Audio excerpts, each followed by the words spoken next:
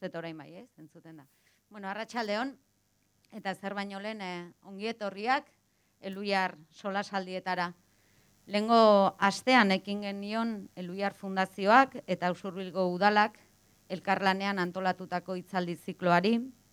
COVID-19ak herritarren artean zientziaren ezagutza zabaltzeko eta pentsamendu kritikoa garatzeko beharra inoiz baino ageriago jarri duen garaiotan, guretzat aurrekoan esaten nuen bezala plazerra da Eluiarrekin batera hausnarketarako guneei, mota honetako foroei, bide ematea ez. Izan ere, pandemia betean egonagatik ere, COVID-aren osteko gizartea irudikatzen hasteko tenorean bai gaude. Izan ere, badaukagu zer ikasia, zer hobetua herri eta gizarte bezala, ez dadila dena lehenera bueltatu, edo ez dadin hainbeste alditan entzun izan dugun normaltasun berria iritsi, irakaspenik atera gabe. Lehengo astean, Ana Galarraga, zientzia divulgatzailea, COVID-aren korapiloak deslotzen aritu zen. Eta gaur, gizarte honek duen beste korapilo bat deslotzen saiatuko gara, zientzia eredua. Eta horretarako, primerako edo punta-puntako bi hizlari, esango nukenik ditugula gaur gure artean. Alde batetikan Miren Arangure Etxarte, Miren soziologian lizentziatu zen Nafarroako Unibertsitate Publikoan 2004an, eta emakume eta gizonen berdintasun masterra egin zuen Euskal Herriko Unibertsitatean 2016an. Gaztetatik, herri mugimenduak izan ditu jomugan, bai gazte mugimendua, gaztetxe mugimendua eta mugimendu feminista, beti aldaketa politiko eta sozialaren bila. Eta horrek eraman zuen Euskal Herriko bilgune feministan jardutera eta azken 15 urteotan bere lan eta bizi esparru nagusia izan da. Egun, Emagin dokumentazio eta ikerkuntza zentro feministako ikerlaria da, Miren. Emagin ezagutzen ez duzuen entzako, pentsamendu kritiko feminista sustatzen duen elkartea da, ikertu gabeko eremuak identifikatu eta horien inguruko sorkuntza lana sustatzen eta saretzen dute. Eta horretarako material ezberdinak ekoizten dituzte ezagutza eta metodologia feministaren bidez eraldaketa prozesuetan lagungarri izateko. Eta hain zuzen ere berriki eskualde honetako berdintasun teknikarien eskariz, zaintza lanen demokratizazioa helburu, beterri buruntzako eskualde honetako zaintza erregimenaren inguruko diagnostikoa egin dute, bai eta ekintzarako proposamena maigaineratu ere. Eta hain zuzen ere gaurko hitzartzean Miren lan horretaz solastuko da. Eta alboan du Maite Santxo, gure artean lehen ere egona, plangintza gerontologikoan aditua da, ikasketez, psikologian lizentziaduna Madrileko Unibertsitate Konplutensean 1975ean, eta gerontologia sozialeko masterra ere Madrileko Unibertsitate Autonomoan. Eremu honetan, Maite Santxok, ibilbide luzea eta oparoa du, eta gaur egun ere, Espainiako eta Euskal Herriko erakunde eta eragile askorekin lan egin du, lanean ari da gaur egun ere, eta 11 proiektu eta egitasmoren koordinazio lanak burutu izan ditu. Demora luzea pasako nuke bere esperientzi osoa kontatzen, baina behintzat bai aipatzea arrenez, Espainiako geriatria eta gerontologia sozietateko batzorde teknikoko kidea izan da, adinduen atariko zuzendaria, osasunaren mundu erakundearentzat ere lanean aritu zen, adineko pertsonenganako tratu txarrak proiektuaren koordinatzaile, Reina Sofia Fundazioak sustatutako Alzheimerraren zentroa diseinatu zuen lantalde teknikoan ere parte hartu zuen, eta hemen gertuago, batez ere Matia Institutu Gerontologikoarekin ari da lanean, aholkulari teknikoa izan zen, eta plangintza eta arreta ereduak arloko zuzendaria. adineko pertsonei zuzendutako arreta eredu berrien alorreko nazioarteko aritua ere bada. Gaur egun Matia Fundazioaren patronoa da. Ikusten dezuenez, kurrikulum amaigabea du Maite Santxok, eta nik hitz gutxitan esango nuke emakume neka ezina. Eta beraz, plazerra eta eskertza gaur berriro ere gurekin egoteagatik. Eta badira nor ikusi dezuenez Maite eta Miren zaintzaz aritzeko, esparru ezberdinetan aritu badira ere, bakoitzak badu nahikoa ezagutza, nahikoa eskarmentu eta nahikoa esperientzia zaintzaren arloaz jarduteko, nor bere ikuspegitik eta begiradatik. Eta gure ustez, biak alabiak ezinbesteko, biak alabiak osagarriak, ikuspegi komunitarioa, feminista, antiarrazista, eta pertsona ardatz izango duen eredu berri bat eraiki nahi badugu. Eta esan dudan bezala guretzat plazerra da gaur biak gurekin izatea, luxua, usurbilen burutu asmo dugun parte hartze prozesuaren markoa, nolabait esateko marko kontzeptuala, edukiak, mamia, lantzen hasteko, eta hamaika ari, ertz, erpin dituen gaia arilkatzen hasteko. Edo nahi bada, deslotzen hasteko. Zuek esango dezue. Beraz, zuena da hitza.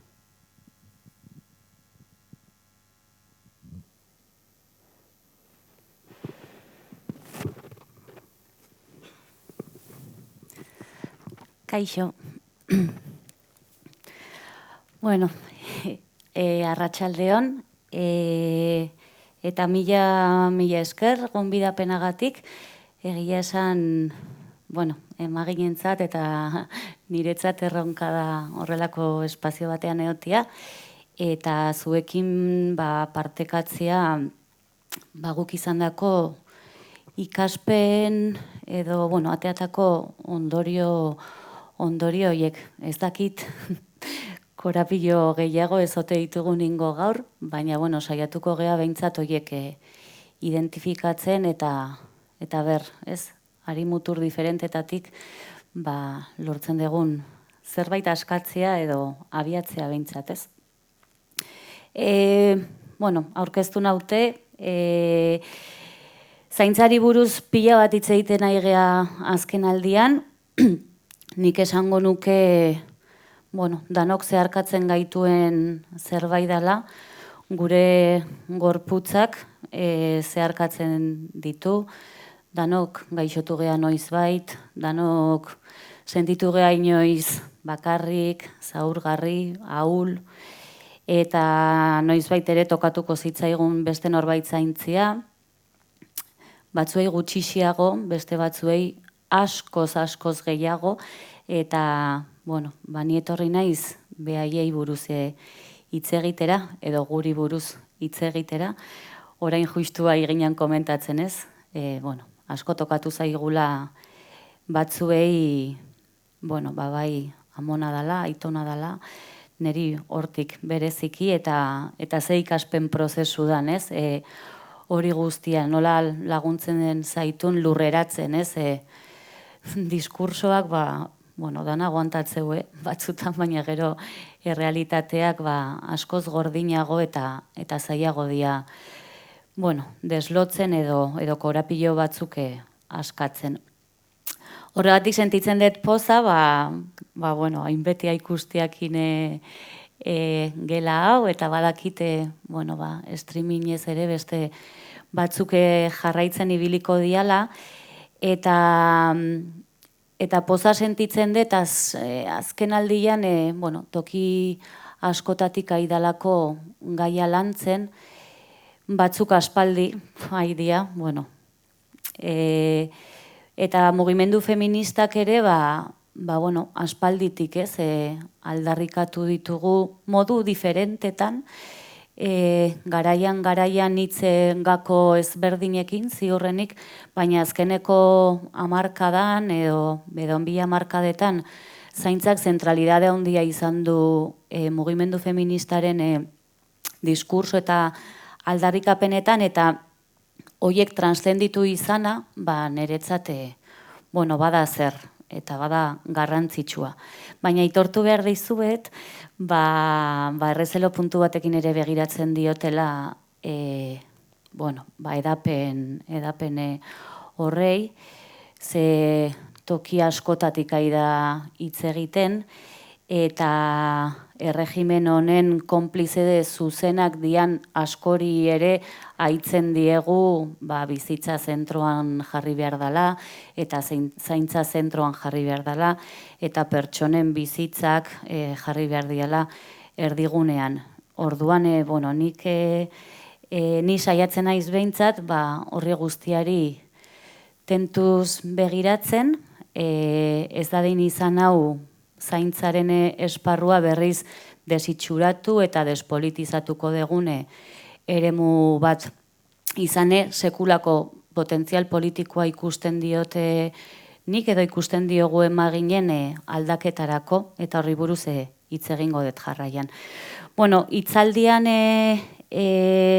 azalduko dizuet pixka bat zelan egin genuen, hauxe da txostena, dakazuena eskura Beterri Buruntzaldeako udaletako webguneetan edo emagineko webgunean, nahi izan ezkeo pixka bat gehiago sakondu, bertan dakazue euskara zein gaztelaniaz, eta horregatik, nik ez dut hori guztia kontatuko, klaro.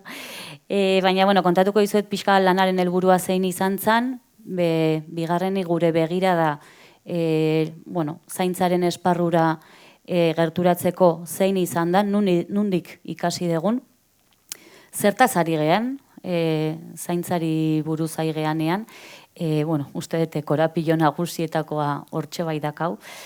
Egungo zaintza erregimenaren, zertzela bada batzuk emango ditute ondoren, eta azkenik, guk deitu genion demokratizaziorako ekintza proposamenak, azalduko dizuete zehatzago, zertzan, nundik proposatzen degune lanean jarraitzea.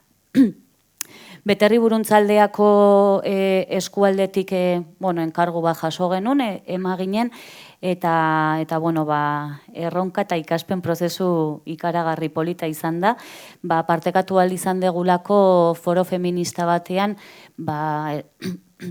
eskualdeko berdintasun teknikari eta gizarte langileekin, elkarte antiarrazistekin eta egitura bat, egitura iraunkor bat, korapilo hauei guztiai buruz jarduteko.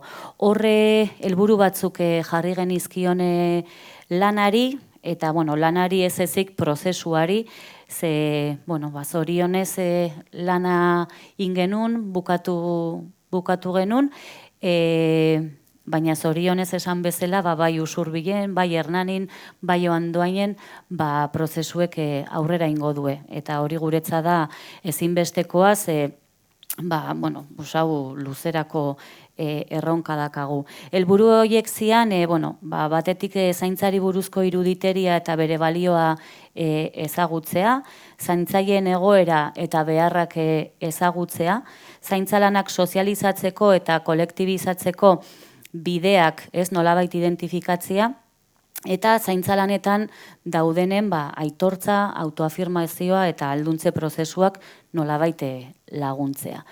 Guke ikerketa zentratu genuen, zaintzaren esparrua ikaragarri handia da, orduan zentratu behar izan genuen nunbaiten, eta guretzat oso egoera urgenteak identifikatzen genituen, zahartzaroari lotuak, eta gure arreta foko nagusia izan zian zaintzaileak. Zaintzaileak bai profesionalki lanean jarduteuenak, zein familieko testu inguruan normalean, bai lanean ari dian emakumeak. Urgentzia hori identifikatu genuen, eta horrei ekin genion, jakinda esparru oso zabala kanpoan uzten genula, horregatik jarraitzearen garrantzia. Gure begirada izan da, ekonomia feministak planteatzen digun markoa, guretzat oso garrantzitsua da aitortza hori egitea, eta kaso batzuentzat oso errepikako sonatu dezake, ez? Ekonomia feministak planteatzen ditun gauza batzuk, baina guretzat ezinbestekoak dira. Urte luzez jardun degulako horrei buruz hitz egiten, mugimendu feministaren aldarrikapenen erdigunean egon dialako etxeko esparruan ikusezin mantentzen dian lan horiek guztiak aitortzea, eta hori izan da gure begiradaren abia puntua. Epistemologia feministak ematen digune aukera, alegia ez objetibitate egiatik eta unibertsaltasun horretatik abiatzea, baizik eta ezagutza kokatuari ematea garrantzia, eta horregatik guretzat lujo bat izan da, ez, eskualde batean, garai konkretu batean, eta guk jardutea jakinda, gure begirada horrek bustitzen dula prozesu guztia, baina, kokatpen horren aldeko gea, eta epistemologia feministak eskaini digu hori, teoria feministak esan bezala eta mugimendu feministaren aldarrikapenak izan dira. Aspaldidanik entzun diogu mugimendu feministari krisi betean gaudela, zibilizazio krisi baten aurrean, oso ageriko egintzaiguna aurreko urteko martxotik honea, baina urte mordo bat daramago mugimendu feministetatik esanez honek ez duela ondo funtzionatzen, eta honek horrela funtzionatzen jarraitzeko jende pila bat ari gehala bazterrean lagatzen. Nik uste eta azkeneko urteetan ari gehala ikusten nola berrasmatzen eta berrindartzen ari dan kontrol heteropatriarkala eta kapitalista gure gorputzetan eta gure bizitzen ganez. Ezinbestean aldaketa prozesuetan murgilduta gaude, baina gakoa izan beharko luke nola aldatzen dugun hau, ez dadin izan bidegabea gaur egun dan bezala. Alegia, nola lortuko dugun gure gorputzak eta gure lurraldeak, dazkagun gure bi territorio nagusi horiek kapitalaren mesedetan ez jarraitzea, ez? Eta hortan nahi da sakontzen sistema azkeneko urtetan. Eta esaten nuena, ez, bizitzak aurrera ateratzeko, kapitalismoak behar du genero zapalkuntzan eta arrazakerian sakontzeko premia, ez? Alegia, merkatuko ekonomiak irauteko emakumeek eta gure lurratean geroz eta gehiago emakume migratutakoek eta razializatutakoek jarraitu behar dute edo dugu etxeko eta zaintza lanen zama nagusia hartzen, ez? Eta hori doan eta aldan eta ikusezinen egiten. Ni oso inozenteki pentsatu nun aurreko martxoan gauza batzuk aldatuko ziala pandemia honekin, hain begibistakoa zan, ez? Nola antolatzen ari ginean, ari gean, zeintzian oinarrizko beharrak ze prekarizatutak genituen, feminizatutako sektore horiek derrigorrez jarraitu behar genula bizitza asko zaintzen eta atenditzen, uste nula benetan aurreko, martxoan, apirilean, maiatzan, hor nunbait, uste nun gaur egongo ginela beste goera batean eta ez dakit ala gauden edo ez gauden, hori gero nahi baezue sakondu dezakegu. Gusaiatu gea, hiru fikzio desmontatzen gure begirada horrekin edo hori da proposatzen degune begirada. Bata, eremu publiko eta pribatuaren arteko bereizketa.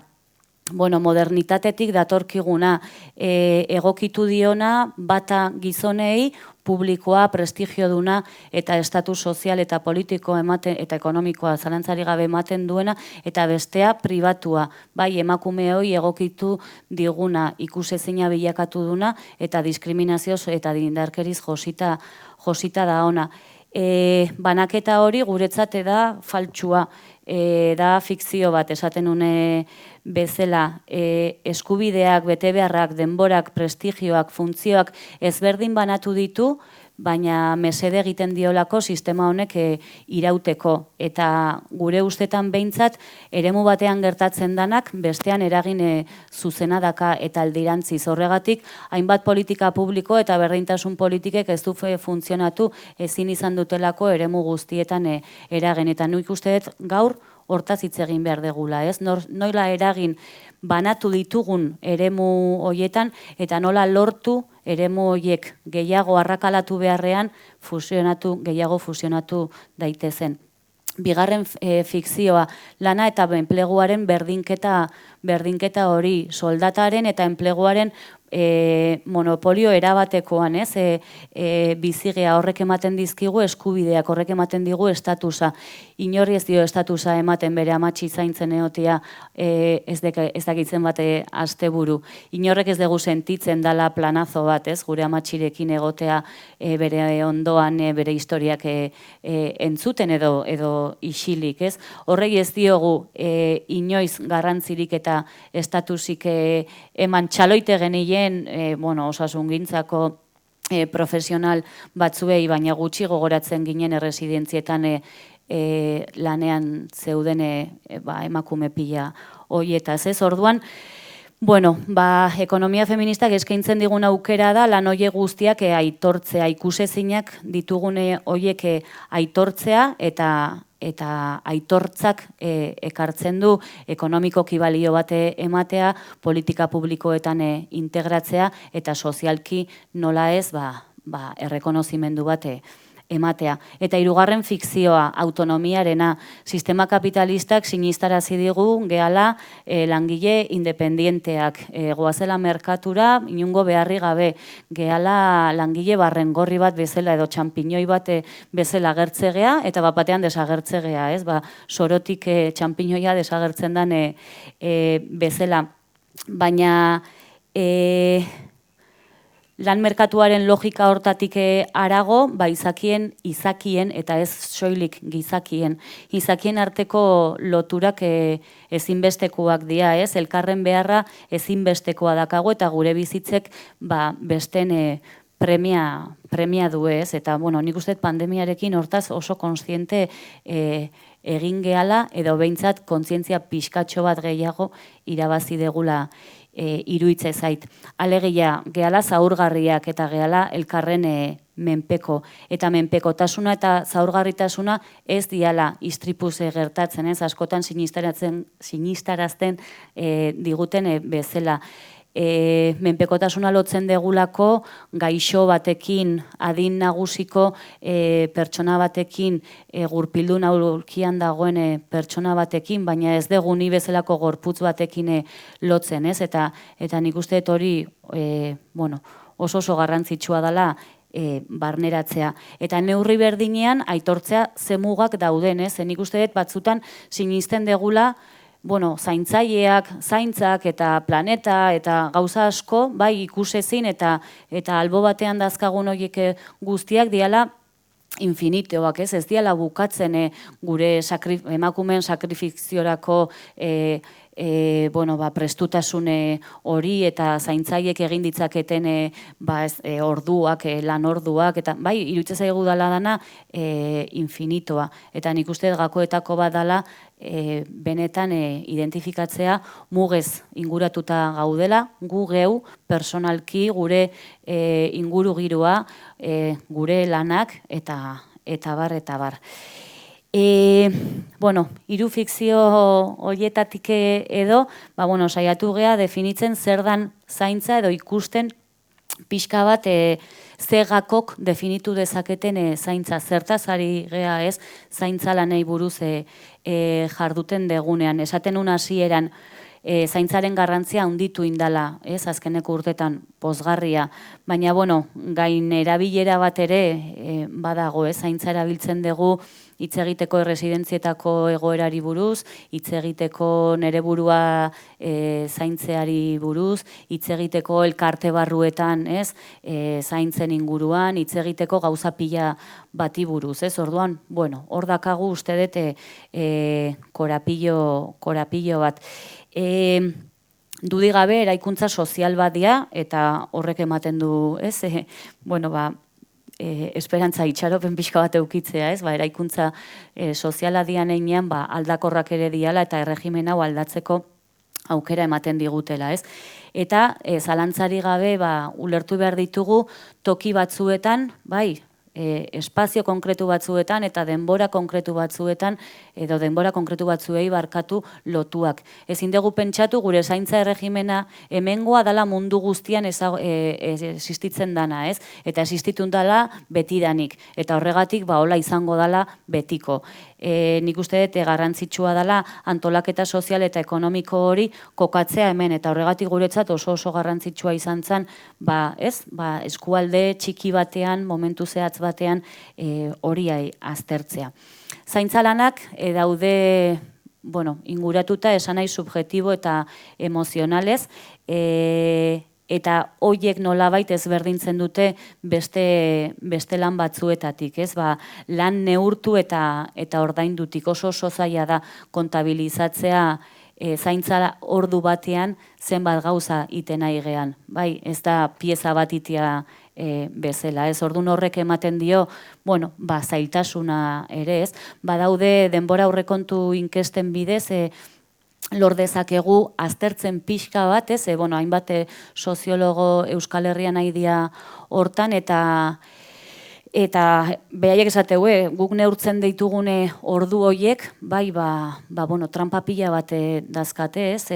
Emakumeek akaso, bueno, 7 ordu gehiago ingoitue astean zaintza edo txakolanekin lotuak, baina hoien atzean, bai, zenbat gauza ematen dian, ba, ezin dugu hain erraz identifikatu, ez? Orduan, bueno, horrek badu berezitasun hori badute zaintza lanek. Garrantzi handiko lanak diala zalantzarik ez dago, baina, bueno, lanaren nazioarteko erakundeako la aitortuta dazka, ez? Naiz eta gero, bueno, ba, zaintza erregimenak munduan ez izanin, ba, bat ere, bueno, ba, justoak, ez, nolabait. Dago batetik zaintza zuzena, pertsonala, zein relazionala, ba, adibidez ume batei jaten ematea, o gaixo baten zaintza izan daitekena, eta zaintza bat ez zuzena, ez, ba, sukaldean itia, edo garbitzea, edo horrek berriz ere, bueno, zailtzen dizkigu, ez, ze lan pila bat, ze lan asko sartu ditzakegulako bertan.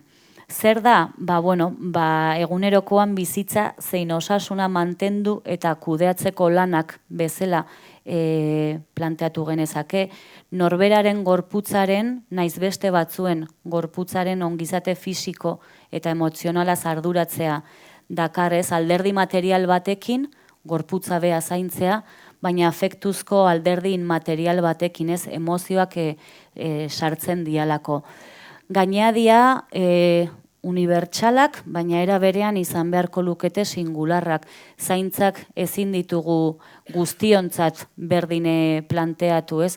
Gure gutako bakoitzaren gorputzak behar ditu gauza ezberdinak.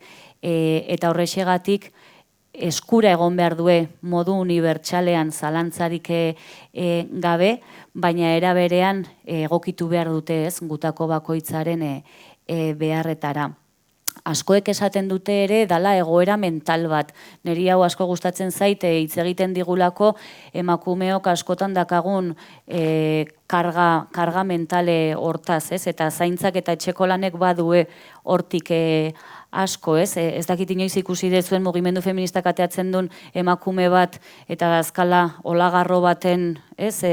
Hankak bezala eta iten nahi dela 1000 gauza batea eta gaina gero daka goian ere zer da idan pentsatzen, ez? Ba, hori da karga mentala.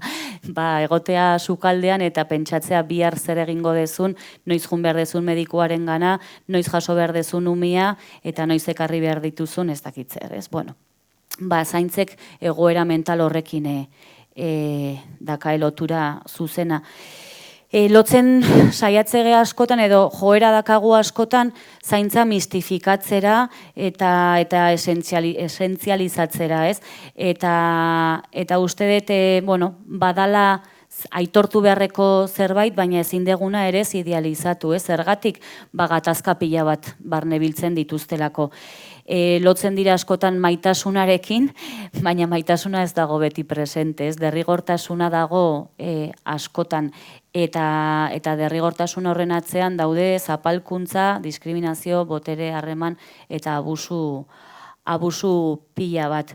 Zaintzarekin lotu daiteke lan prekarietatea, lan merkatuko segmentazioa, pobreziaren feminizazioa, jardun bikoitzak, denbora pobrezia eta bar luze batez.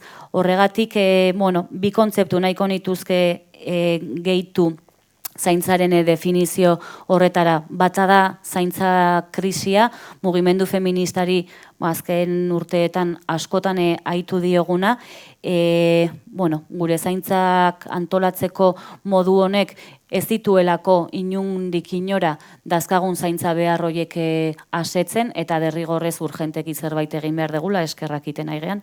Eta bestea, zaintzaren kate globalak, leheno komentatzen nun tokiko horrek garrantzia hartu behar dula, baina ezin dugu ahaztu nola igean, momentu askotan soluzionatzen edo konpontzen, Euskal Herrian emakume pila batek egiten dute lan, migratutako eta razializatutako emakume pila batek egiten dute lan esparru ikusezin batean eta soluzionatzen dizkigute bizitzak askori, ezin baitugu gure lan jardun, aisialdi edo danadalakoarekin uztartu, ez degulako nahi batzutan, beste batzutan ezin degulako, eta karo, kate global bat sortzen dalako, hor transnazionalki ere eraginak daudelako, bai lehenengo kate begia izango da, lehenengoa ez jerarkia baten arabera, baina lehenengo kate begia da hemen kontratatzen dezun hori,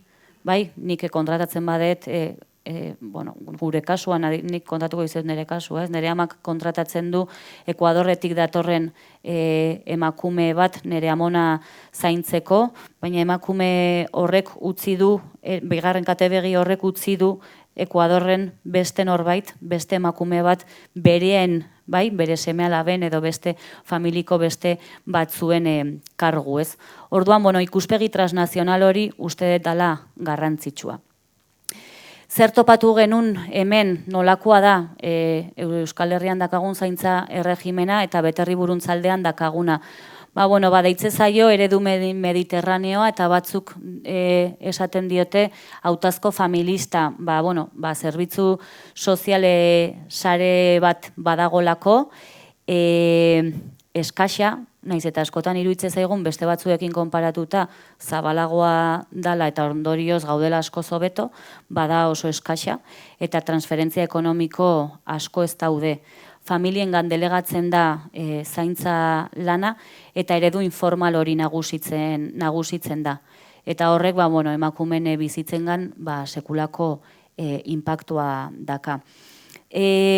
Mendekotasuna aitortua gora doan eskualde baten gaude, zaintza intensibo beharrak ere gora dijoaz, zaintza puntualak nolabait mantenduko liake, baina bizitzaren antolamendua dakagu oso zaildua, gure lan merkatuko eta bereziki lan merkatuak ezartzen duen erregimenagatik. Gainera, zaintzaile potentzialak izan gaitezken hoiek demagun 75 urtetik berako, naiz eta ez dan oso reala, baina horrela antolatzen da batzutan, geroz eta gutxiago gaude, piramidea aldatzen nahi idealako asko. Orduan, menpekotasuna gora iten du, baina zaintzaile kopurua, edo potentzialak izan gaitezken horiek bera. Eta nik nabarmenduko luke, populazioarekin lotua, gizonen parte hartzea oso eskaxa dela gaur egun, umeen zaintzan zertxo baita areagotu bada ere, adin nagusikoen zaintzan oraindik ausente nagusiak dira. Eredua beraz guztiz familista, familiek bermatzen dituzte eta ondorioz emakumeek bermatzen dituzte zaintzak. familiatik pasatzen dira erabaki guztiak, etzaigu burutik pasatzen beste komunitate bat eraikitzea edo oso kasu gutxitan, bai? Beraz, guztiz feminizatua, emakumeak dira zaintza lanez arduratzen dianak, behaiek ematen diote edozein dala beharra irtenbidea, eta administrazio publikoaren gabezi guztiak behaiek betetzen dituzte. Badago desfamiliarizazio prozesu bat, zalantzari gabe, externalizatzen nahi dialako familietatik, etxeetatik, hainbat lan, baina horiek guztiak iten nahi gea merkatuaren logikan eta logika kapitalistan, alegia irabazi asmoa erdigunean daonean. Administrazio publikoak kontratatzen duen, zerbitzu publikoak martxan jartzen dituenean, kasu askotan daude atzean irabazi asmoa duten enpresak, eta horiek irabazi asmoa baldin badakae, norbaiten bizkar izango da, edo zaintzen, edo bezerotzat hartzen dituzten horiek, edo langileen eskubideen ordain. Eta externalizatzen ditugunean familiek zuzenean administrazio publikotik pasagabe, externalizatzen ditugu etxeko langile bat kontratatuz. Gero sartuko naiz pixka bat, baina haien egoera da lan honetan alarma gorri izugarria piztu diguna. Eta legeek ez digute asko laguntzen. Nik aipatuko nuke, menpekotasun lege utxune asko dituen lege bat dakagula, gizarte zerbitzuen legea EAen zaharkitu xamarra edo ikuspegi zaharkitu batekin, naiz eta oraindik aukera asko ematen dituen bestelako zerbitzuak edo bestelako zerbitzuak martxan jartzeko. Eta berezik aipatuko nuke, dakagula erregimen berezi bat, etxeko langileen kasuan, erabat babesi gabe uzten dituna enpleguaren alorrean. Eta atzerritartasun lege tranpati bat, hori oraindik eta gehiago zailtzen duena, haien egoera.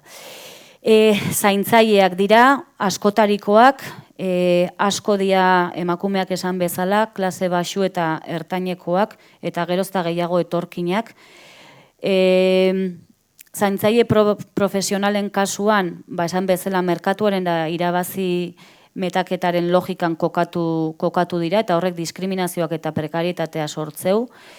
Denboraren pobrezia aipatzen genuna enplegura ere edatzen da, presaka, erlojuaren kontra, ez naiz iristen hori da etengabeko zerbait, elkarrizketa guztietan atea zitzaigune zerbait, lan harreman oso zailak, sartzen dialako aktore asko eta sartzen dialako espazio asko. Ez da ni patroiarekin edo enpresako komitea patroiarekin, baizik eta sartzen dira administrazio publikoak, etxeko familiak, enpresak, langileak, sartzen dira egoitzak, sartzen dira eguneko zentruak, sartzen dira etxeak, norbanakoen etxeak. Hitzarmen kolektiboa asko, hitzarmen kolektiboak eremu askotan ez daude, baina daudenetan diazarrak eta eskaxak. Eta dago, borondate eza ikaragarria beste lan hitzarme batzuk negoziatu eta martxan jartzeko, ez?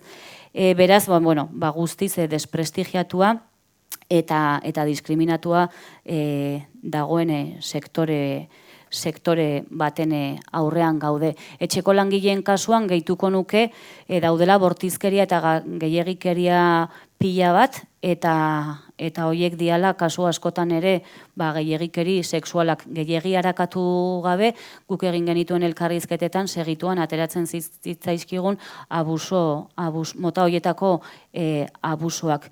Eta zaintzaileen sentipen orokorra da, bakardadea, tristura eta kulpa handia, ez.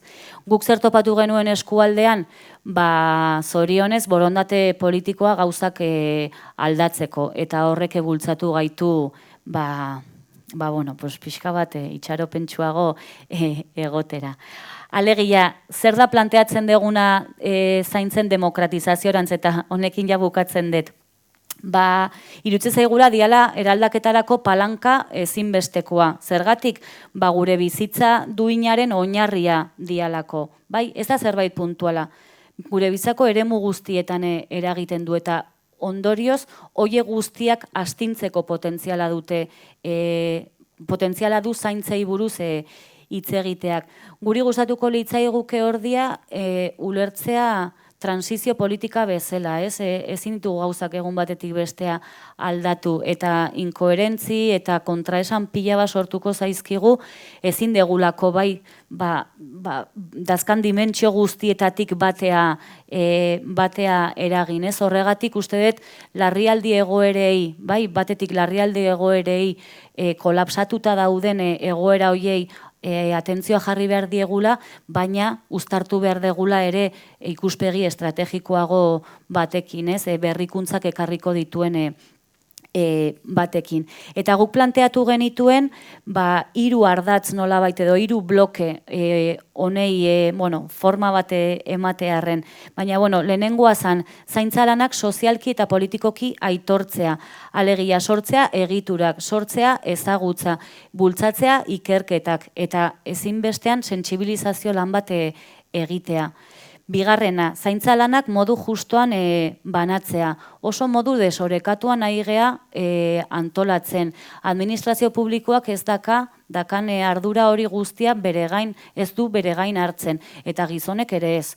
Gizonak dira, esaten nuen bezala, ausenteenak egoera honetan. Eta uste dut, urgenteki aktibatu behar ditugula edo behar degula. Horregatik, erantzunkidetasunarekin lotutako proposamen hainbat jaso genituen. Eta azkenik, zaintzaileen bizi eta lan baldintzak duintzea. Hori gabe nekez lortuko dugu kalitatezko zerbitzuak eskaintzea, kalitatezko arreta bat eskaintzea. Nekez lortuko dugu bisibilizatzea, bidegabekeria horiekin guztiakin bukatzea, eta uste dut, egun badaudela, baldintza horiek duintzeko nahikoa baliabide eta falta dela bereziki borondate politikoa hori guztia ontzeko. Hemen utziko, Eta nahi baezu Maite zu jarraitu, eta gero akaso jarriko dugu bideoa etxeko langileena. Que me alarga un poco igual.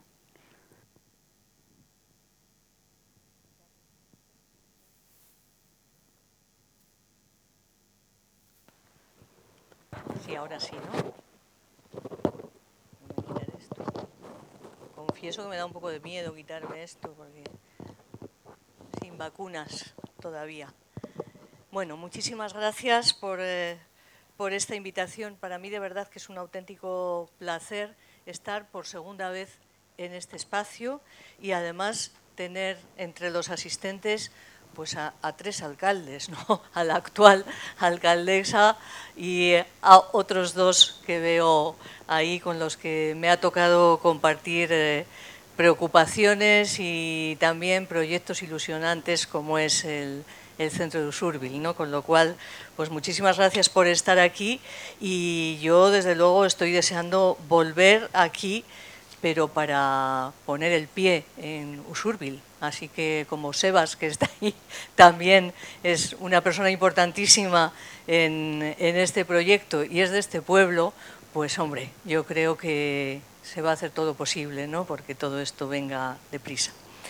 Muchísimas gracias también, Miren, por tu reflexión, porque en realidad lo que yo intentaba o intento es complementar otra mirada del cuidado, ¿no?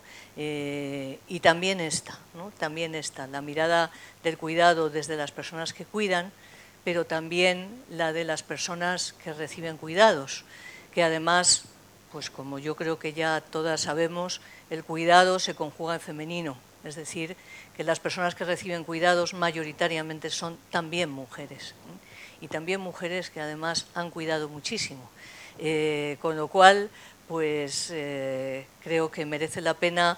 Os voy a poner 2 minutos de un vídeo un poquito duro, pero que realmente refleja realidades, ¿no? Desafortunadamente.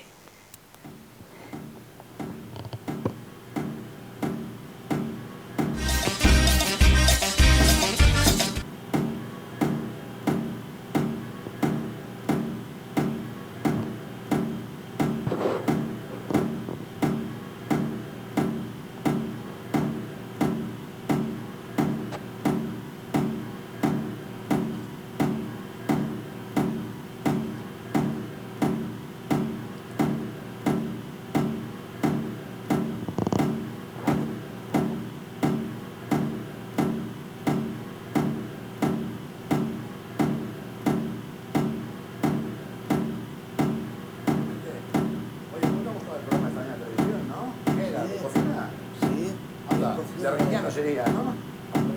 Pues mira, ahora vamos a poner, o sea que perfecto, ¿eh? Todo perfecto ha ido. Pues ahora ya, mira, enseguida vendrá la comida, o sea que vamos a ir al comedor, ¿vale? ¿Eh? ¿Qué te parece? Bien. Bien. Oye, pero antes llévame al baño, ¿eh? Sí, voy. Al baño, sí, hombre, claro que sí, ¿Al baño? Maite. Enseguida vamos, ¿vale? Ya voy, ¿eh? No, pero necesito ir al baño, ¿eh? Sí, no te preocupes que ahora vamos, ¿vale? Ahora vengo, ¿eh, Maite? Pero rápido, ¿eh? Rápido.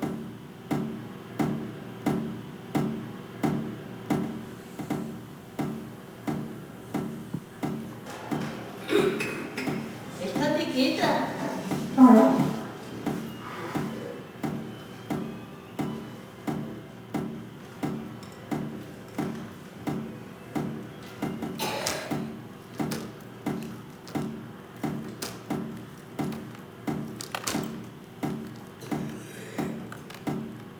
Uy, Maitechu. ¿Pero qué haces aquí? No querrías irte de excursión, ¿no? No, que quería ir al baño. Sí, ahora. Ahora vendrá alguien y te llevará, ¿vale? Y si no viene alguien, te llevo yo, pero tú Ay. sola no, ¿vale? Venga, No, estate aquí, yo- espérate. Vale.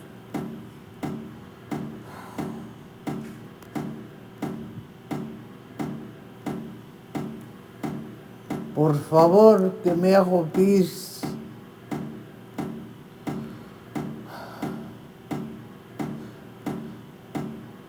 Por favor, que no puedo más.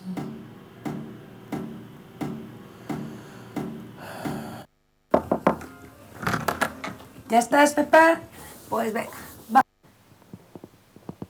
Bueno, lamento empezar de esta manera tan tremenda, pero esta es la otra cara, ¿no? Esta es la otra cara, la de personas que reciben cuidados y que a lo mejor a primera vista, cuando vemos este tipo de cosas, lo primero que pensamos es qué malas cuidadoras tienen, ¿no? O esto es una especie de maltrato, ¿no? Nada de eso, esto no es una situación de maltrato, es una situación de trato inadecuado, pero como podéis ver, pues realmente las personas cuidadoras están tratando amablemente, cariñosamente, además, a las personas que están allí, simplemente que no las escuchan, ¿no? No las escuchan porque es el modelo que tenemos, es el modelo que además, pues de alguna manera nos deja sobrevivir en un entorno que es hostil, ¿no? Como es una institución, como es una residencia, ¿no? Claro, las personas se centran en tareas, las personas cuidadoras, y saben que hoy toca hacer 20 habitaciones o 10 habitaciones o 5, y por lo tanto no tengo tiempo a llevarte al baño, que realmente es lo que es muy importante para esa persona, pero no tengo tiempo, ¿no? Cuando hablamos de cuidados, yo creo que es muy importante tener delante a todos, a todas, que son todas, además, las protagonistas del cuidado, ¿no? Claro, como yo vengo de trabajar desde el mundo de la vejez, pues para mí las primeras protagonistas del cuidado son las personas que reciben cuidados, que además en este caso son muy mayores, están en una situación de fragilidad extrema y además un porcentaje altísimo de ellas tienen un deterioro cognitivo importante, que eso lleva a que otras personas que las cuidan o que pasamos a su lado, pues pensamos que de alguna manera pues no se enteran, ¿no? Es una frase que nosotros desde Matia de alguna manera tenemos prohibido, ¿no? Hemos trabajado mucho sobre eso, ¿no? Aquí todo el mundo se entera de algo y una persona con demencia también se entera de si le tratan bien o no le tratan bien, o le tratan con indiferencia o no le escuchan, ¿no? Y todo esto, de alguna manera, lo que viene a plantear es que estamos, como bien decía Miren anteriormente, ante una situación de una complejidad enorme, ¿no?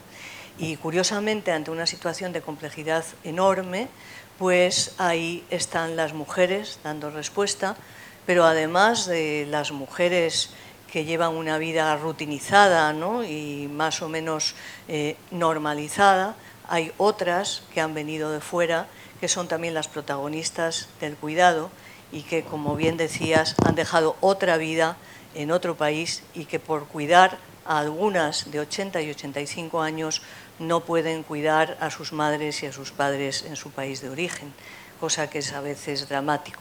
A sus madres y a sus padres y a sus hijos, que también dejan allí. Yo creo que todo esto ha aflorado con una crudeza terrible en la pandemia, ¿no? Ha aflorado porque, entre otras cosas, se ha visto como estas mujeres, y también hombres, ¿no? Pero estas mujeres han sufrido tremendamente porque no tenían esto que aquí conocemos como el colchón, ¿no? No tenían ese colchón familiar que ante una situación de crisis aquí siempre vamos a tener esto que decimos el plato, ¿no? Pero sobre todo siempre vamos a poder tener un entorno más o menos protector que una persona que viene de Ecuador seguramente no lo va a tener de entrada hasta que no organice aquí. Todo esto, una vez más, pues lo que viene o por lo menos lo que yo intento evidenciar es que hablar de cuidado es hablar de una complejidad tremenda. Que el cuidado además ha sido y se ha convertido en problema de manera bastante reciente, curiosamente, ¿no? Y no es curiosamente.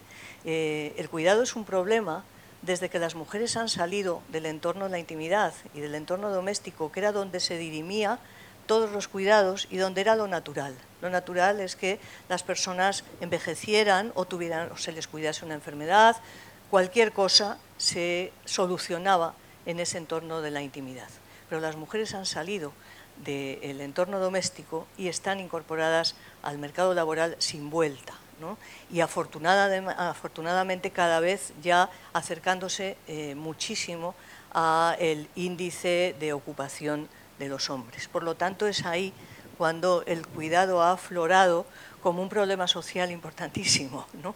Hasta ahora esto no era un problema, ¿no? Estaba solucionado. Nuestras madres lo tenían muy claro, ¿no? Que tocaba hacer eso, lo hacían y punto, ¿no?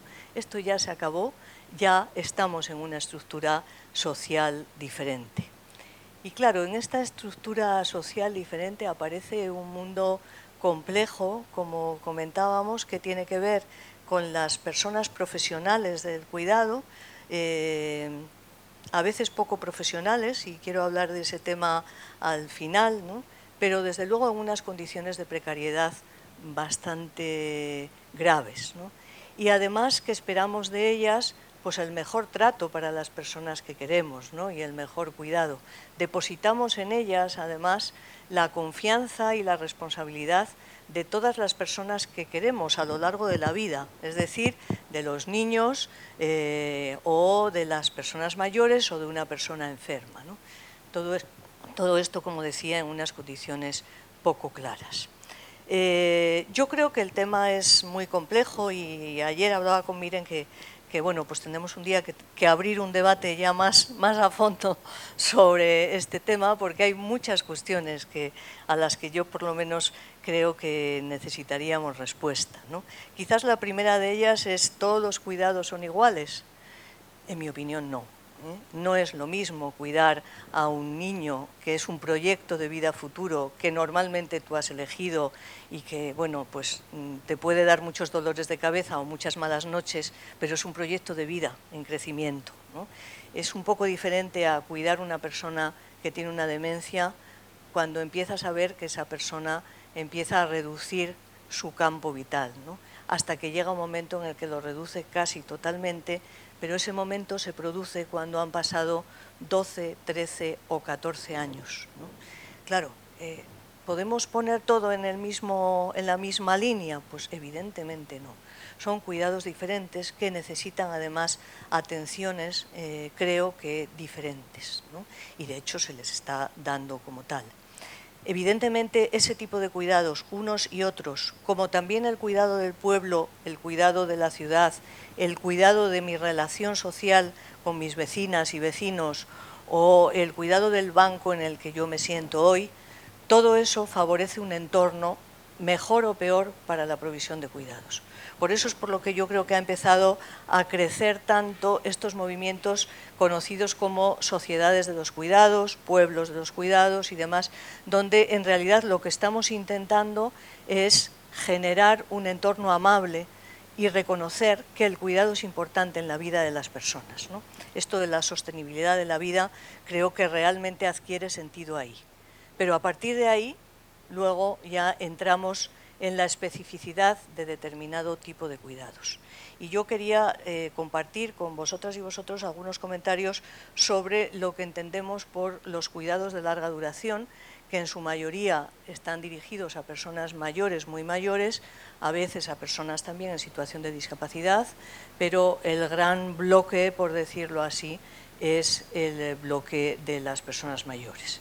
Que además del problema que, digamos que además del cambio social tan importante que se ha producido en estos años, que es cuando las mujeres estamos hoy aquí sentadas y no estamos con nuestras madres y padres en sus casas, además se nos añade, por decirlo así, un problema o un logro social, eso lo podemos discutir después, que es la duración del tiempo de cuidados. Creo que esto es muy importante, la duración y la intensidad. Es decir, ahora necesitamos cuidar a lo largo de muchísimos años en un proceso de deterioro, cosa que un ictus hace 20, 30 años pues era como mucho un año de atenciones y cuidados, un ictus hoy pueden ser 10 años de cuidados. Claro, esto ya cambia radicalmente la situación, ¿no? Y además, como son 10 años de cuidados, la complejidad es muchísimo mayor, ¿no? Con lo cual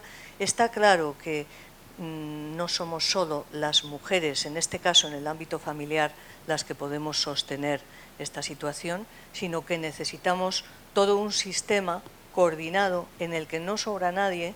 Y yo soy muy defensora de eso, no sobra nadie, no sobran las familias, no sobran las mujeres, necesitamos más hombres, tampoco sobran ninguna de las generaciones implicadas, porque hay un grupo de generaciones que están como libres de esa situación del cuidado, y eso es bastante peculiar y yo creo que es un tema para pensar, ¿no? ¿Quiénes cuidan? ¿Qué edades cuidan? Yo creo que todos conocemos que aproximadamente entre 30 y 40 de las personas cuidadoras a día de hoy son mujeres que tienen más de 60 años, es decir, mayores que cuidamos a mayores, ¿no? Claro, en un momento además en el que hemos estado cuidando también de otras cosas a lo largo de la vida y que además hemos estado en el mercado laboral cada vez más y que llega ese momento en el que parece que, bueno, hay una cierta liberación, ¿no?, del disfrute, pero no, en ese momento aparece con mayor fuerza e intensidad unas necesidades de atenciones que no tienen límite, porque pueden durar 24 horas sobre 24 horas. ¿Qué pasa con la respuesta a esto? Pues yo creo que estamos efectivamente en el momento de gran oportunidad de introducir un cambio muy importante en el sistema de cuidados de larga duración. Claro, yo tengo la visión de Guipúzcoa, tengo la visión de Usurbil, pero también tengo otras porque vengo de Madrid, además, de cuyo nombre en este momento prefiero no acordarme por determinadas situaciones que vivimos. Pero realmente creo que sí ha llegado el momento porque la pandemia ha puesto en evidencia todas esas carencias. ¿Y qué tenemos? ¿De dónde partimos? Partimos del deseo de las personas de vivir en su casa, ¿no? Primera cuestión. El deseo además aumenta con la edad. Es decir, si ahora preguntamos aquí, la gente, como miren que está como una flor del campo, pues a lo mejor piensa que dentro de 30 años pues estaría dispuesta a lo mejor a irse a una residencia para no molestar y que no le, digamos, que no tenga que depender de otros y demás. Esto es la realidad. Cuando una persona tiene 50 años dice, bueno, pues quizás, ¿no? Pero a partir de los 80, 85 años, 90 de cada 100 guipuzcoanos y guipuzcoanas dicen de manera contundente desde hace mucho tiempo que donde quieren envejecer en situación de dependencia es en su casa. Y si no es en su casa, en un entorno como en su casa, ¿no? ¿De qué estamos hablando cuando hablamos del cambio de modelo? Pues de eso, de un modelo que tenga una base comunitaria, de un modelo ecosistémico, quiere decir, si es ecosistémico es equilibrado, es un modelo en el que entran desde los servicios de proximidad, el mundo asociativo, el vecindario, las hijas e hijos, las cuidadoras profesionales, y comentaremos después en qué condiciones, y las mismas personas que necesitan esos cuidados. Eso es un modelo ecosistémico que además es territorializado, que aquí es bien claro, ¿no? Es en un entorno municipal. Está el debate abierto. Yo ayer me tocó estar en una cosa de las juntas y demás y planteaba, bueno, pues que está pendiente un debate competencial. Yo creo que llegará en algún momento, no ahora, pero quizás dentro de 10 años sí habrá un debate competencial, porque en este momento la gestión de los cuidados es incómoda, ¿no? Es incómoda porque hay unos servicios que dependen del ámbito municipal y hay otros servicios que dependen del ámbito territorial. Y eso está generando continuamente una situación de tensión, ¿no? Porque es, bueno, ¿no? Dependemos de determinadas decisiones en cosas tan cotidianas como por ejemplo un producto de apoyo, ¿no? O por ejemplo una grúa, ¿no? Si yo necesito una grúa en el ayuntamiento tengo que de alguna manera pedirla a la Diputación, ¿no? Todo ese tipo de cosas yo creo que en un tiempo prudencial pues saldrán a la luz, ¿no? Eso evidentemente conlleva también otra distribución presupuestaria diferente. Pero quizás lo más importante ahora, que yo creo que estamos a punto de conseguir y que por una vez también desde el Estado, pues ayer mismo se planteaba una dotación prioritaria para cuidados domiciliarios de 700 y pico millones de euros, pues creo que estamos en ese momento. Es decir, estamos en el momento de revertir una inversión en cuidados residenciales, institucionales, que luego voy a hablar de ellos, hacia una atención conforme a los deseos de las personas, mucho más naturalizada que es en el entorno. Pero claro, eso tiene muchísimas dificultades, ¿no? Usurbil apuesta por eso y vamos a intentar ayudar en ese proceso y además estamos seguras de que vamos a ganar esta batalla. Lo tenemos muy claro porque llevamos 10 años peleándola, algunas 10, otras como yo, pues unos cuantos más, ¿no? Por esto de los años que tengo. Pero creo que es importante el tener claro el enfoque, ¿no? El enfoque es vamos a intentar que las personas vivan con dignidad en su entorno y para eso que reciban apoyos dignos también en su entorno, ¿no? Que esto es, la gran dificultad está ahí, evidentemente, porque además ahí entran el resto de protagonistas y claro, de alguna manera garantizar la dignidad y el bienestar de diferentes protagonistas que tienen diferentes intereses, lógicamente, pues esto es un reto complejo, ¿no? Además de caro, pero es complejo, ¿no? Pero ahí estamos, ¿no? Estamos en ese intento de darle una vuelta a un sistema de provisión de servicios domiciliarios que respondía y que responde a unas necesidades pasadas, no a las necesidades actuales. Cuando empezaron a trabajarse los servicios domiciliarios, años 80, finales casi de los años 80, íbamos a las casas, pero las casas estaban en unas condiciones penosas, y entonces se realizaban tareas de limpieza, porque la dependencia no estaba allí porque además duraba muy poco. Pero es que ahora a las casas vamos a ofrecer cuidados a personas que necesitan ayuda, y es otro tipo de atención. Pero además de eso, esas personas necesitan algún tipo de seguimiento durante 24 horas. Y este es el gran reto, ¿no? Porque claro, el gran reto es, podemos ofrecer cuidados profesionales 24 horas sin caer en situaciones de explotación. Claro, estamos hablando de 3 turnos de 8 horas, ¿no? Ya esto se está poniendo muy complicado y creo que también tenemos que hablar desde el realismo, ¿no? Quiero decir que esto cuesta bastante dinero, sobre todo cuando estamos pensando en defender a ultranza la dignidad de las personas que pertenecen al mundo del empleo y cuidado de las personas cuidadoras. Y luego hablaremos un poquito más a fondo de ese tema porque creo que es crucial. Pero esto lo que necesita realmente, o sea, el poder garantizar que una persona esté acompañada y cuidada dignamente 24 horas durante mucho tiempo, necesita de la colaboración de muchos actores, ¿no? De muchos. Necesita, por supuesto, el apoyo familiar, porque el apoyo familiar es insustituible, lo cual no quiere decir que anule a las mujeres que forman parte o son las protagonistas de ese cuidado. No, ahí aparece el cuidado profesional.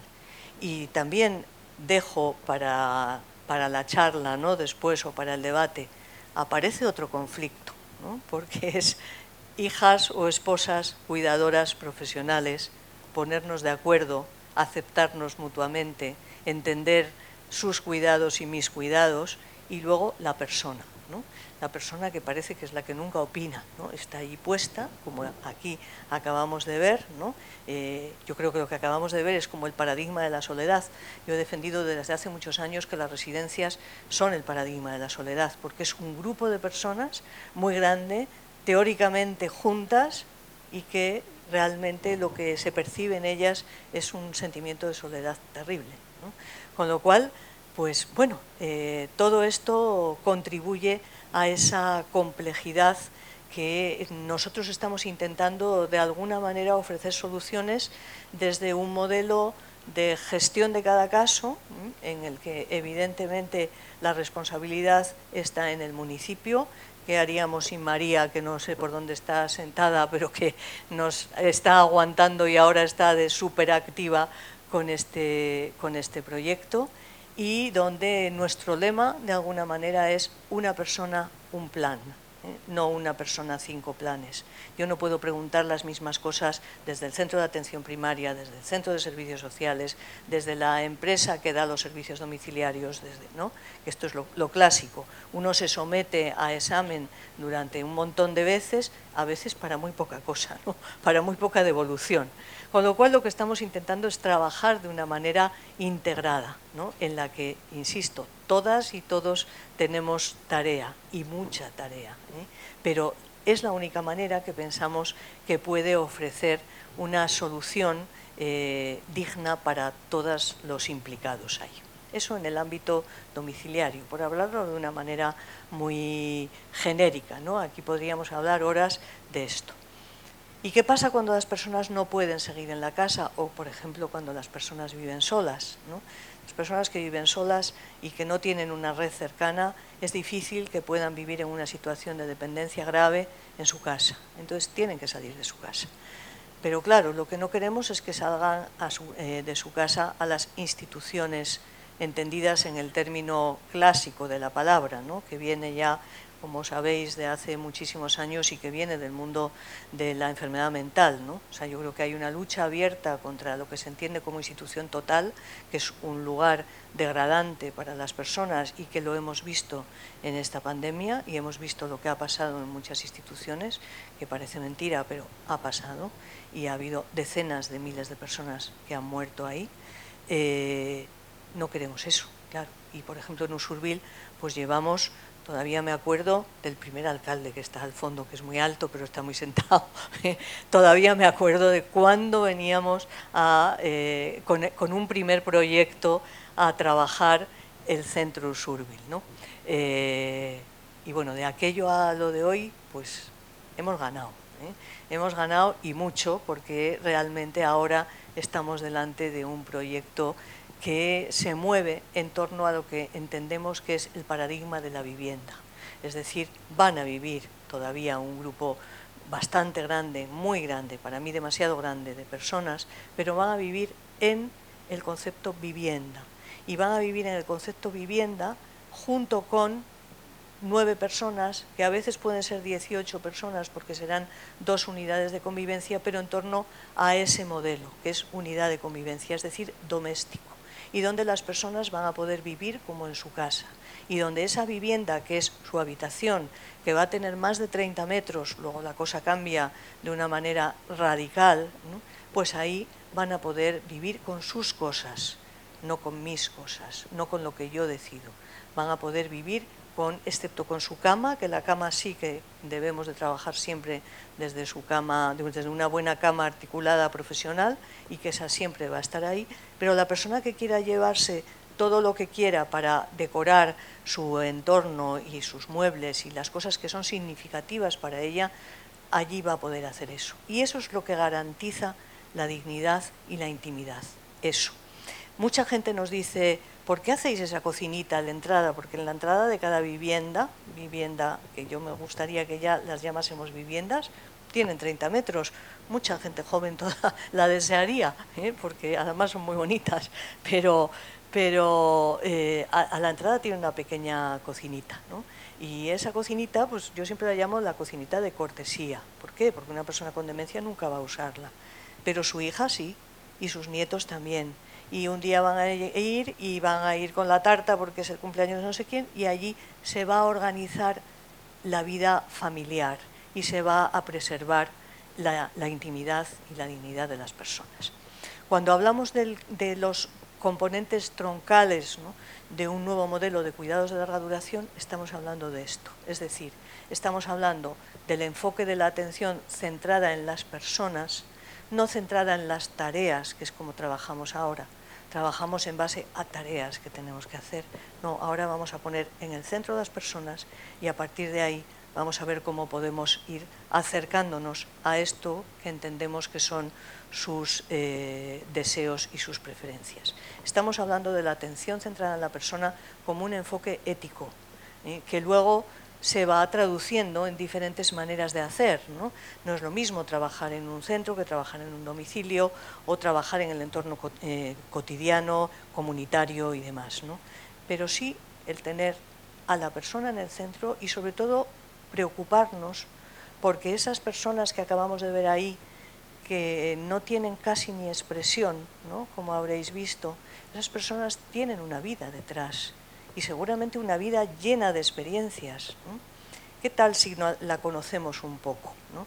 ¿Qué tal si en vez de hablar del de la habitación 233 hablamos de Nerea María Itxear, ¿no? Y además sabemos lo que fue su vida, lo que es su vida hoy. Además sabemos lo que es significativo y eso lo vemos enseguida. Además, cuando nosotros hemos empezado a trabajar en la atención centrada a la persona desde ese enfoque, enseguida es como que ha empezado a florecer los deseos, las preferencias, las manías, los gustos de las personas, ¿no? ¿Por qué no pueden elegir un poco en la comida? ¿Por qué siempre tienen que comer lo que les imponemos? Todo esto está hablando siempre de un enfoque participativo, que tiene en cuenta y además tiene en cuenta a la fragilidad, que tiene una complejidad enorme el tratar a personas en situación de fragilidad. Y desde ahí, por ejemplo, pues yo defiendo, y yo creo que en Matías defendemos también, que no todo el mundo puede cuidar, no todo el mundo, porque no todo el mundo quiere cuidar. Y no pasa nada, pasa lo mismo en las familias. No todas las familias pueden cuidar y a veces hay familias que no deben de cuidar porque no quieren, ¿no? Y eso es una opción personal que pertenece al ámbito además de la intimidad, entre otras cosas porque sabemos muy poco de las historias que se han ido construyendo a lo largo de la vida y que han llevado a que un padre y un hijo o una madre y un hijo pues no sean el mejor binomio en la tarea de cuidados. A veces no lo son, ¿no? Por lo tanto, defender que cualquiera puede cuidar, no, nunca, nunca, porque lo estamos viendo cada día, cómo hay personas que tienen, digamos que actitudes claras hacia el cuidado y hay personas que no, que son estupendas, que son unos profesionales de primera. Pero ahí ya es uno de los pasos que yo creo que nos obliga a abrir el mundo de los cuidados. Y voy a hablar también de las mujeres y voy a hablar también de las mujeres inmigrantes. ¿qué sentido tiene que la tarea de cuidados esté en manos de las mujeres? ¿Es que genéticamente somos mejores? Bueno, hay que verlo. Ahora vemos cómo los padres que tienen 30 años son maravillosos cuidadores, padres hombres, son maravillosos cuidadores de sus hijos, ¿no? Esto era impensable hace 40 años o 50 años, ¿no? Esto está sucediendo en otros sitios. Yo recuerdo haber visto ya experiencias, investigación, sobre todo en los países nórdicos, donde, por ejemplo, en Suecia, se destacan muchísimo las competencias de los hombres como cuidadores profesionales.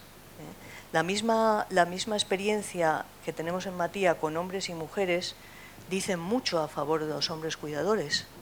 Evidentemente a favor de las mujeres también, pero eso ya lo dábamos, ¿no? Venía de suyo, ¿no? Que decimos, pero realmente los hombres claro que pueden ser cuidadores, pero no están en el entorno del cuidado. ¿Por qué no están? No están porque el cuidado no tiene valor social, porque el cuidado, como decíamos, era una cosa que estaba ahí, en lo cotidiano, no existe, es invisible, pero eso pasó. Y en mi opinión, y ese es un tema de debate que me encantaría que pudiéramos tener más tiempo a lo mejor para tener ese debate a fondo, en mi opinión tenemos por delante un reto importantísimo, que creo que está en sacar del ámbito femenino y de la migración exclusivamente el asunto cuidados.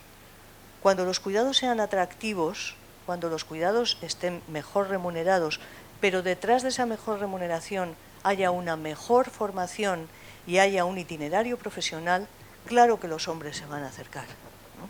Entonces la cosa es, no nos encerremos en un camino que no tiene salida, ¿no? Por decirlo así, en un camino que es negrísimo, que son mujeres precarizadas trabajando en algo que además en muchas ocasiones ni siquiera quieren, en otras sí, pero en otras no.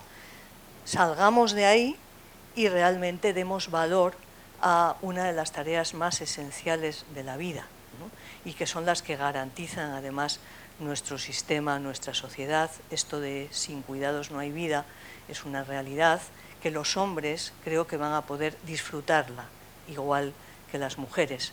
Tenemos que intentar, tenemos que abrir esos caminos, no quedarnos solamente en ese terreno que de alguna manera es como que no tiene salida, ¿no? A mí a veces me agobia un poco cuando veo ese planteamiento sin salida. Pero todo eso va acompañado, sin ninguna duda, de darle una mayor categoría formativa y profesional a las tareas del cuidado. Y creo que esto es importante. Los certificados de profesionalidad eran una medida transitoria de la Ley de Promoción de Autonomía Personal y Atención a la Dependencia. Y ahora parece que es nuestra mayor aspiración tener un certificado de profesionalidad, que además se obtiene, pues igual no de las mejores maneras, ¿no? A través de cursos en los que se explota bastante a las alumnas, por cierto, inmigrantes, ¿no? Y en las que se les saca un dinero, pero realmente el valor formativo es escaso. Eso una cosa. Otra cosa importantísima es que la formación debe de incorporar habilidades de comunicación, temas actitudinales, temas emocionales, porque mover una grúa es muy fácil, ¿eh? Eso en 3 días cualquier persona lo puede aprender. Sin embargo, determinadas respuestas actitudinales, saber escuchar a esta Maite que quería ir al baño, eso es mucho más complicado si no lo traemos puesto, ¿no? Y no tenemos por qué traerlo puesto, ¿no? Pero hay mucha gente que hace tareas de cuidado y no lo trae puesto. Luego tenemos que echar muchísima energía en todo ese componente actitudinal, emocional, saber escuchar, saber interesarnos por quién es la persona que está enfrente. Acabo con 2 consideraciones que además vienen de un estudio, que además te lo voy a pasar porque me estaba acordando todo el tiempo cuando estabas hablando sobre el cuidado, ¿no? ¿Qué supone el cuidado? Y hay una cosa preciosa en un estudio longitudinal que hicimos en una ocasión en la Fundación, que dio lugar además a una tesis doctoral, que es Ponte en mi lugar. ¿Por qué es Ponte en mi lugar? Porque cuando tú preguntas a una persona en situación de discapacidad, que era ese caso concretamente, era una entrevista y se le preguntaba a la persona, ¿para ti qué es cuidar? ¿Cómo te sientes bien cuidado? Decía, yo me siento bien cuidado cuando alguien se pone en mi lugar. Cuando esta persona que me cuida se pone en mi lugar, entiende lo que a mí me pasa estando en la cama y no pudiendo darme la vuelta, y tiene que venir ella a darme la vuelta. Eso es lo que para mí es clave, que se ponga en mi lugar. Pero por otro lado, cuando esto se preguntaba a cuidadoras, familiares y profesionales, ambas, es decir, que hemos tenido un consenso total, cuando les preguntabas a ellas y decías, ¿qué es cuidar para ti? Y tanto las hijas y parejas, pero sobre todo las hijas y las cuidadoras profesionales decían lo mismo. Decían, hombre, es que para mí lo esencial en el cuidado es que alguien entienda lo que yo estoy haciendo, es que entienda el esfuerzo que esto me está suponiendo, que alguien se ponga en mi lugar. Y de ahí hay un trabajo que tiene 300 páginas que se llama Ponte en mi lugar. ¿Por qué? Porque está basado en la clave de los cuidados, que es la relación de interdependencia. En el cuidado siempre hay una relación al menos de 2 y muchas veces de 3 o de 4, ¿no? Que es la persona que recibe cuidados, la persona que ofrece cuidados. Y entre ellas, familiar, no familiar, profesional y demás.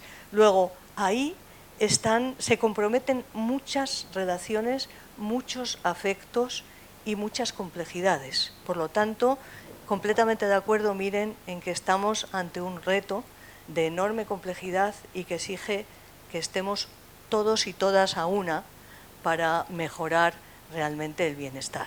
Acabo con un mini vídeo que, bueno, es una mirada dulce, por decirlo así, sobre cuidadores y cuidadoras de nuestra fundación cuando se les ha preguntado. ¿Ya estás, Pepa? Pues vamos a ello. Yo no trabajo cuidando cuerpos. Vamos a poner el termómetro, a ver si tienes fiebre. Esta profesión no va de cuidar enfermedades. ¿Que estás cansadita un poco? No. ¿No? ¿Estás bien? Ah, bueno. Sí, sí. Bueno. Este no es solamente un trabajo físico. Hola, Isidro. Te traigo la maquinilla de afeitar. Hala, venga, heldu. Perfecto. Jazten diegu, gosaria ematen diogu, beraiekin hizketan egoten gea, edo zer gauza egiten diegu beraiengatikan. Y si hay que hacer más, pues también lo hacemos. Así, y vamos, 1, 2 y 3. Claro que trabajamos con las manos. Con el corazón en las manos. Oye, te voy a dar una sorpresa. ¿Ya sabes lo que tenemos para merendar hoy? Chocolate con churros. Nosotros lo que realmente hacemos es cuidar personas. Sisita es apasionada de la música, ya sabemos que su padre tocaba el piano, que ella también. Ahí va el diablo. Manoli, le encanta el esoterismo, ese tipo de cosas, el más allá y... Sí. Carmen, Pepa, Pilar, Jesús. Pertsona bakoitzak bizitza bat da. Lo compré en un viaje que hice a Florencia. Hay un recorrido y hay un proyecto. En la vejez también hay un proyecto de vida. Vidas en marcha. ¿Y los ojitos de quién tiene? Ay, pues de su aita. Claramente de su aita. Beraien bizitzan parte hartzen dugu. Guk ezagutzen ditugu eta beraiek ezagutzen gaituzte. Cuidar es sobre todo conocerse. No se puede cuidar a alguien si no se le conoce. Somos 9 hermanos. Yo la única que vivo. Mira, el vasito de chocolate con churros. Nuestro trabajo es conectar. En realidad se podría decir que compartimos la vida. Hori da guk egiten deguna, bizitzak zaindu. Eso es lo que hacemos, cuidamos vidas. Vidas. Cuidamos vidas. ¿Se te ocurre algún trabajo más importante? Venga. Así. Así queremos cuidar. No es fácil. Y también recuerdo a Ana Orbegozo, que está ahí, que también ha estado sumamente comprometida con la mejora de los cuidados, y yo no sé si Merche está por ahí también, pero con colegas que han hecho posible que esto empecemos a darle la vuelta. A vuestra disposición para comentar lo que queráis.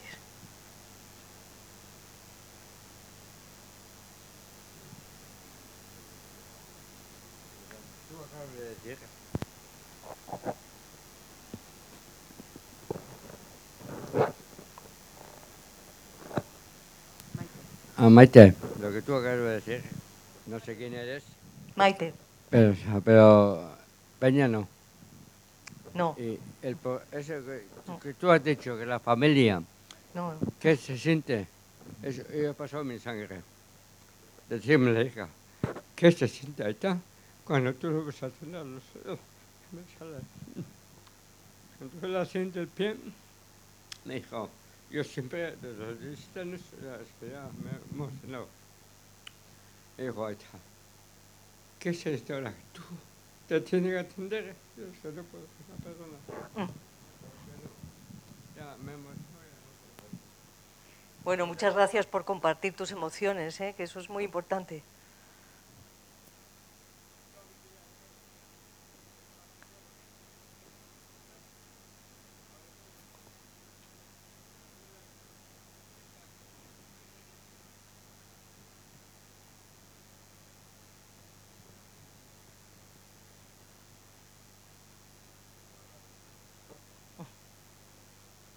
Bueno.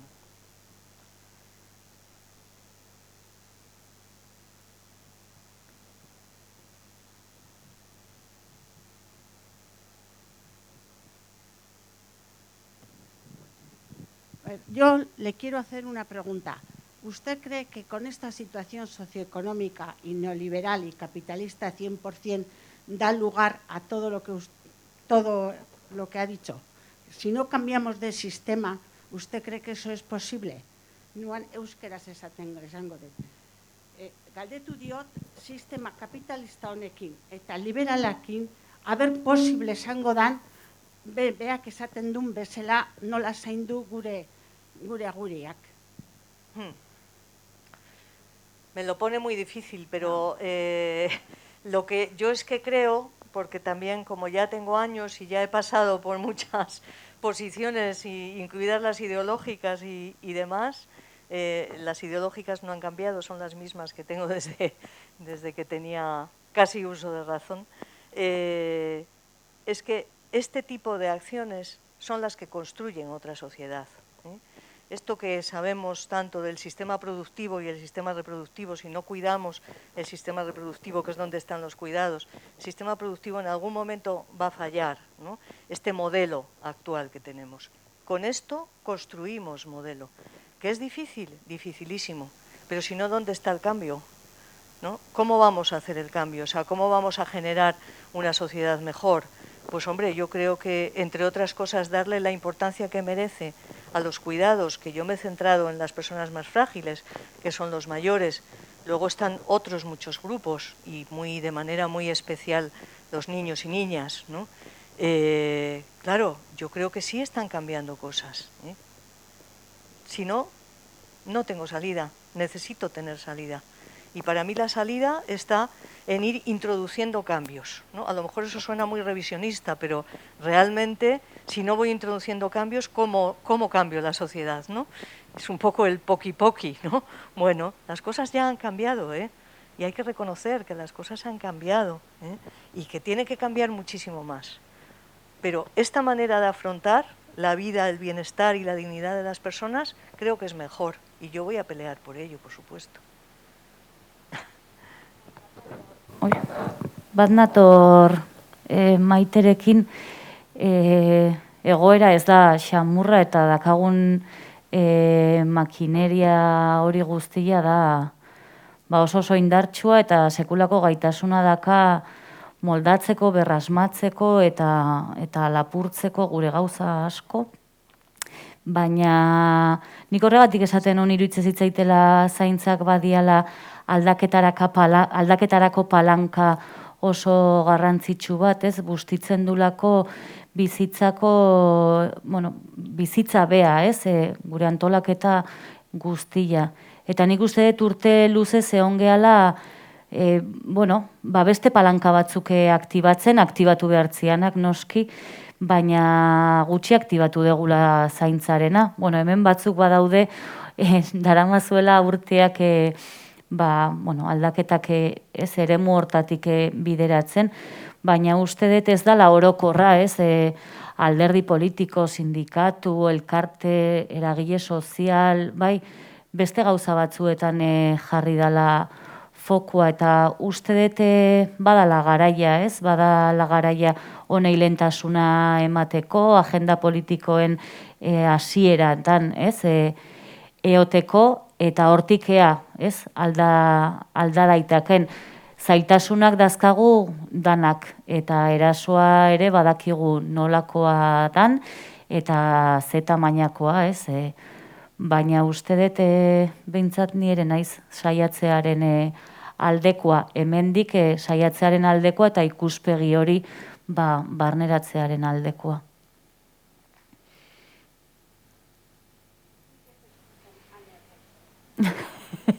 Nik erresa ere ez,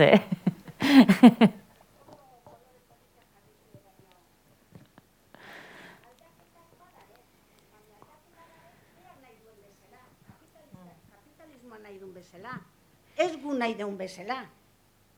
Nik esperantza ez dut galtzen, baina zaila eta euna pasatzea, urtia pasatzea, eta ikustet zailago, porque beake aldaketak itxeue, baina beren gana, ez jendean gana. Oan ikusi deu, COVID-kin ze gertatu da.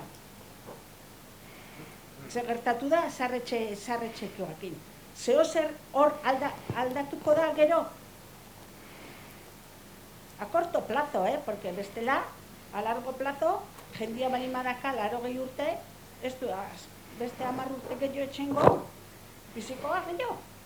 Claro, eske, eta bea kapitalismoak eta sistema ekonomikonek aldaketak itxen dugu, bai, jarriko izu egunkarin, bueno, danetikan, baina gero realitatea dirua da eta dirua da.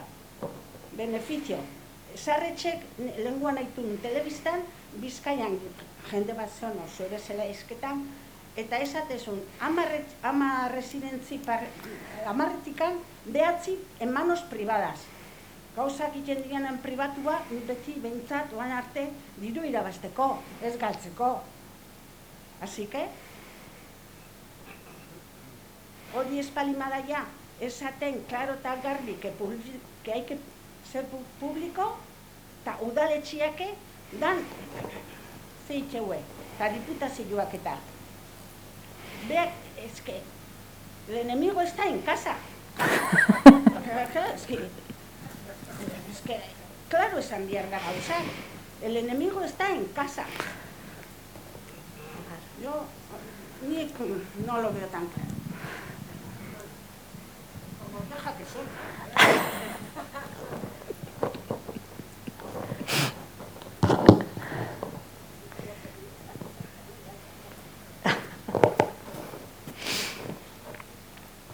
Bueno, yo siento que no me he enterado de prácticamente nada, porque si no habla con el micrófono no se puede traducir. Así que nada, de todos modos, bueno, digamos que por introducir por lo menos matizaciones sobre el asunto de lo público y lo privado, todo lo privado no es igual.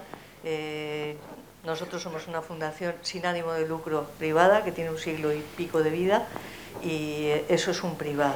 Luego hay otro privado que es el mercado y tal, que es distinto. Pero de todos modos, cuando se habla de esas 9 plazas de cada 10, también hay que decir que no sé cuántas son en Vizcaya, pero seguramente de esas, pues aproximadamente 7 están pagadas con dinero público. Que lo importante es que consigamos fondos públicos suficientes para cuidar a las personas en buenas condiciones. Eso creo que es la base. Y luego vienen los modelos de gestión, que son 2 cosas distintas. Eso se ha demostrado en la crisis de una manera trágica. ¿Por qué? Porque en las residencias públicas pues han pasado muchas cosas y muy graves, lo cual quiere decir que el tema va mucho más allá de la gestión, sino que va también de la precarización, la falta de formación, un montón de problemas que ha habido en lo público y en lo privado. No tengo ningún interés en defender el ámbito privado, soy funcionaria pública además durante muchos años, o sea que no es eso, pero sí que por lo menos en los movimientos que hay, y conozco bien los movimientos de las mareas de residencias, pues hombre, creo que hay que ir un poco más allá. porque el gran problema es cómo estamos cuidando en centros públicos y en centros privados, en ambos, ¿no? Pero bueno, no es un tema bastante complicado, pero yo creo que es así. Guri horregatik gustatzen zaigu pentsatzea, uste dut zuke komentatu dezula Maite leno, eredu berri bateranzko transizio horretan, gauzak hibridatu behar ditugula, nahastu behar ditugula gehiago, ez? Eta ni bat nator zindegula pentsatu bakarrik eremu publikotik etorriko dian bermeetan, zen nik uste dut baliabide eta diru eta aurrekontu eta bai, izaera publikoa izan behar dula, baina zalantzari gabe uste dut komunitateak zeresan handia dakagula eta ez degula inondik inora gure ganatzen ardura hori ez bada hori naturalizatuta eta esentzializatuta dagoen eta guztiz feminizatua dagoen ardura hortatik, ez? Komunitatean ez gehi artikulatzen zaintza probizio horretarako edo elkar zaintzeko. Lehengoan esate zuen bilera baten zan, pandemiarekin nola areagotu dan instituzioetara jute hori exigentziatik, ez? Eskatzera. Ez, eta nik nahi dut, eta nik behar dut, eta zuk bermatu behar didazu, ez? Eta gizarte langile batek kezkaz aipatzen zuen hori. Eta ez nago inundik inora deribatu nahian administrazio publikoak dakan ardura, nik, uste dut, zeresan handia dakala eta momentu honetan bere ardurapean egon beharko luken hori ez du inundik inora bermatzen, ez? Oain dela gutxi entzun genuen berdintasun kontseilaria demagogia ikaragarria egiten ere gustorako gaie honekin eta esaten ze pentsatze genuen, ez? Ni ez nago diskurso hori sustatu nahian inundik inora, ez? Ardurak badazka administrazio publikoak, baina besteok ere badazkagu, ez? Eta sektore pribatu, sektore kooperatiboak, komunitateak, norbanakook, uste dut, askoz gehiago egin dezakegula, modu artikulatu batean. Orduan, azken aldian mugimendu feministan behintzat ari geana, gure burutazioa da, sistema publiko komunitario bateranzko hori, ez? Leheno ez dit denbora asko eman hortan sakontzeko, ez dakagu, para nada, oindik oso lurreratua, ez? Hortan aigea, baina uste dut badala hori, tokian errotua, eta gero ez da toki txikiagoan eretzat hobeto, gorputzetan errotua, alegia leheno komentatzen nun, aksesibilidade universala, baina bakoitzaren bizitzaren, bideoan oso argi ateatzezan ere, hori kontuan hartuko duna, eta izaera publiko komunitario hortan gurutzatuko dianak eta hibridatuko dianak nastuko ditunak eremuak gaur egun dakaguna baino gehiago. Eta zentzu horretan guk planteatzen genuen ekintzaetako bat zan, egiturak sortzea herrietan horrei buelta bat emateko, ez? Eta hain zuzen ere, usurbilen norabide horretan aidia lanean, ez? Implikatu daitezen aktore gehiago, ez? Konplexidade horretan, Maitek oso ondo azaldu digune konplexutasune horretan, harreman pila bate sartzeia, ez? Daude, zaintza intensiboak behar dituzten pertsonak daude, familiak daude, etxeak dago, administrazio publikoa daude, langileak daude, egon daitezke bere lagunak, egon daitezke beste 1000 aktore, eta uste dut, ardura hortatik, ez, jarraitu behar degula pixkata hausnartzen.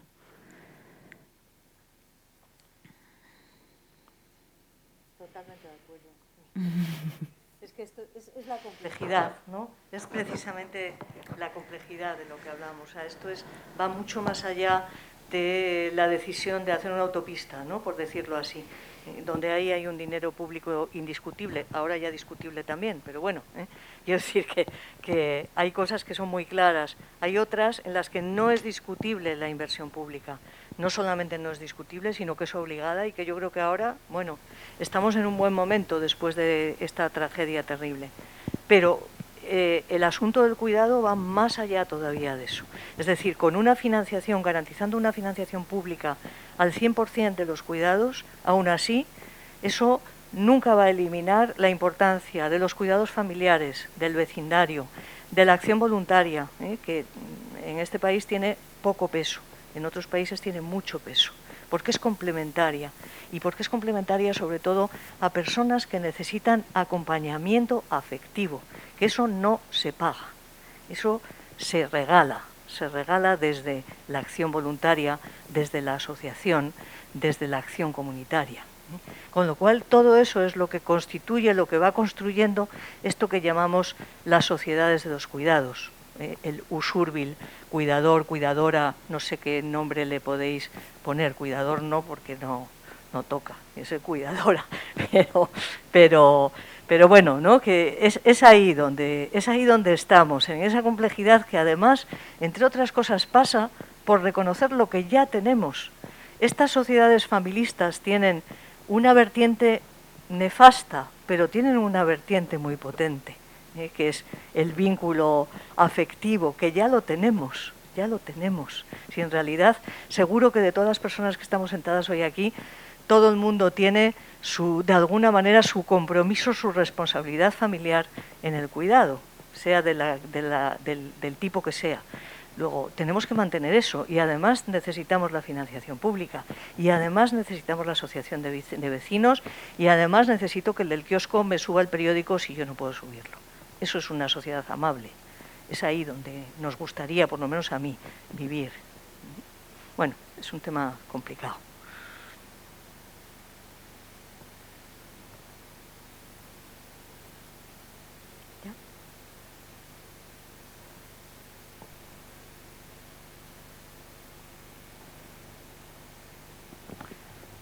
Bueno, yo creo que es muy tarde ya, ¿no? Nos vamos, ¿no? Nos vamos.